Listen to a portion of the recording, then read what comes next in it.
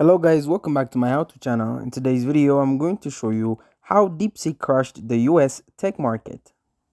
DeepSeek is smarter, better, and cheaper than Chat GPT. And here is how the cost for Chat GPT was 100 million, but for DeepSeek it's only 5.6 million.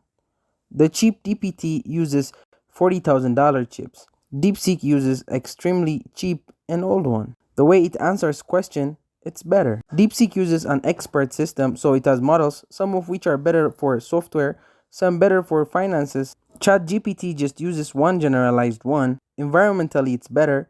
GPT uses 519 milliliters of water per 100 words. DeepSeek uses 97% less compute power. And most importantly, it's free and open source. So, you can actually use it and actually understand it. So yeah, that's why US Tech is taking over. So hope that helps, and thank you guys for watching this video.